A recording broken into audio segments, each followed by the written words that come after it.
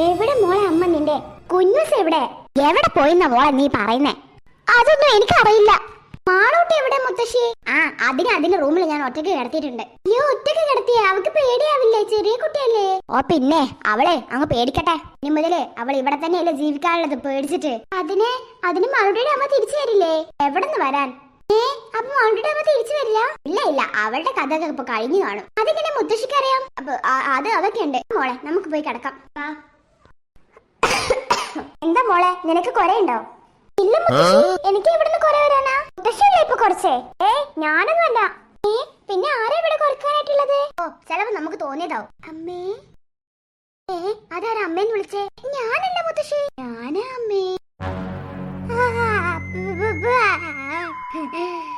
അമ്മ എന്നെ മറന്നോ? അമ്മ എന്നെ മറന്നോ?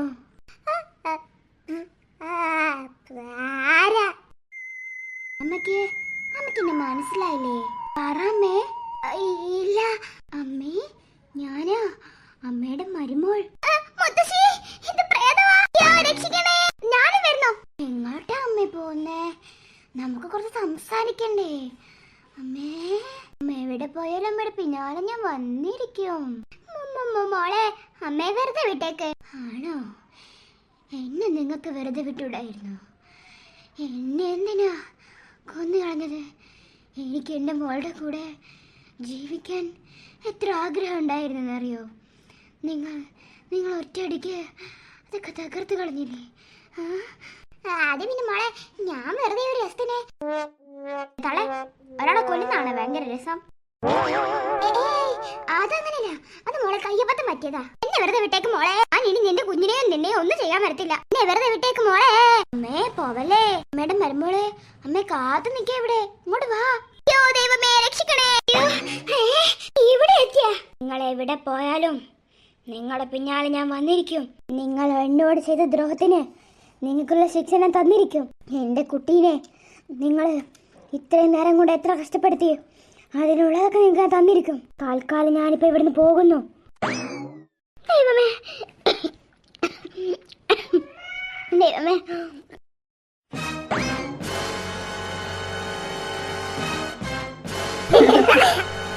ചേച്ചി, ഇതിനും കൂടുതൽ എന്നെ കൊണ്ട് അഭിനയിക്കാൻ വയ്യ. കുറച്ച് ദിവസം കൂടി നീ കഷ്ടപ്പെടും മോളെ. എന്നാലേ എന്റെ അമ്മ ഒരു പാഠം പഠിക്കൂ. പക്ഷെ ചേച്ചി, മാളൂട്ടിയോടെങ്കിലും ഈ സത്യം അവള് ഞാൻ മരിച്ചു പോയി വിചാരിച്ചു കാണില്ലേ? മാളൂട്ടി അങ്ങനെ കരുതിട്ടൊന്നുമില്ല. എന്നാലും എന്റെ ആന്റി നന്നായിട്ടുണ്ടായിരുന്നു അഭിനയൊക്കെ. താങ്ക് യു മോളെ. എന്നാൽ ആന്റി എങ്ങനെ ശരിക്കും രക്ഷപ്പെട്ടത്? അതോ കുട്ടി കുട്ടി എന്റെ കുട്ടി, അവിടെ ഒന്നും ആഴയില്ല. താനെങ്ങനെ നല്ലതുപോലെ കാലുവെച്ച് നിന്ന് നോക്ക്. ശരിയാണല്ലോ, ഇത്ര ആളുള്ളായിരുന്നോ? ഞാൻ വിചാരിച്ചു ഞാൻ തത്തുപോയിന്ന്. കുട്ടി എങ്ങനെ ഇതിലേക്ക് വീണേ? അത് പിന്നെ പറ കുട്ടി, ആരെങ്കിലും തള്ളിയിട്ടതാണോ? അത് എന്റെ അമ്മായിയമ്മ. ആ തള്ളയാണോ? അതെ. എന്നാ പോലീസ് സ്റ്റേഷനിൽ പരാതി കൊടുക്കാം. വേണ്ട, ഞങ്ങളുടെ കുടുംബം നാണം കേടും. പിന്നെ ഇങ്ങനത്തെ കൊള്ളത്തരങ്ങളൊക്കെ ചെയ്തവര് ജയിലിൽ കിടക്കണം. വേണ്ട, അമ്മ പാവോ. എന്താ കുട്ടി, തന്നെ കൊല്ലാൻ ശ്രമിച്ചിട്ടും തനിക്കിപ്പോഴും അവരോട് സിമ്പതിയാണോ? വേണ്ട, അമ്മയ്ക്കൊരു പാഠം പഠിപ്പിക്കാം. പക്ഷേ ജയിലൊന്നും കേട്ടണ്ട. എന്ന് നമുക്ക് അവരെ ഒരു പാഠം പഠിപ്പിക്കാം. എങ്ങനെ? അതൊക്കെ ഉണ്ട്. ഇതാണ് സംഭവിച്ചത്. നമുക്കിന്ന് മാളൂട്ടിയുടെ സത്യം പറയാ. പാവം മാളൂട്ടി. ആന്റി മരിച്ചു പോയെന്ന് വിചാരിച്ചു കാണൂ. എന്തിനാ നമ്മൾ മാളൂട്ടി ഇങ്ങനെ വിഷമിപ്പിക്കുന്നേ? മാളൂട്ടി ഒരു പാവല്ലേ? അല്ല, ഇനി ഞാൻ അവളെ കാണാൻ പോയാ അമ്മക്ക് മനസ്സിലാവില്ല ഞാൻ മരിച്ചിട്ടില്ലെന്ന്.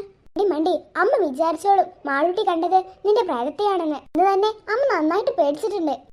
അത് ശരിയാണ്. അല്ലല്ല, മാളൂട്ടി ഭയങ്കര സങ്കടത്തിലാ. അവളോടൊന്ന് പോയോക്കി. അമ്മ കണ്ടാലോ?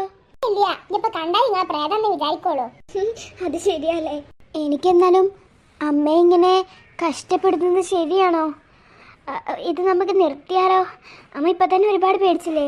നിനക്ക് എന്തായാലും എത്ര കിട്ടിയാലും മതിയാവില്ലേ? നിന്നെ കൊല്ലാൻ അമ്മ ശ്രമിച്ചത്. അമ്മയെ വെറുതെ വിടാൻ പാടില്ല. എന്റെ അമ്മ ആയിപ്പോയി. അല്ലെങ്കിൽ ജയിലിൽ കയറ്റാൻ ഞാനും നിന്നെ സഹായിച്ചേനെ. ഇങ്ങനെയെങ്കിലും അമ്മയ്ക്ക് പണി കൊടുത്തില്ലെങ്കിൽ പിന്നെ നമ്മളൊക്കെ മനുഷ്യന്മാരെന്ന് പറഞ്ഞിട്ട് എന്താ കാര്യം? അങ്ങനെയല്ല ചേച്ചി, ഈ ചേച്ചിക്ക് കുറച്ച് വിശാല മനസ്സ് കൂടുതലാ. അതുകൊണ്ട് തന്നെയാ ചേച്ചിക്ക് ഇങ്ങനെ ഓരോ പണി കിട്ടുന്നത്. പ്രതികരിക്കേണ്ട അടുത്ത് പ്രതികരിക്കണം. മനസ്സിലായോ ചേച്ചി? ഈ കുഞ്ഞുസിനെ പോലെ. ഓക്കേടാ.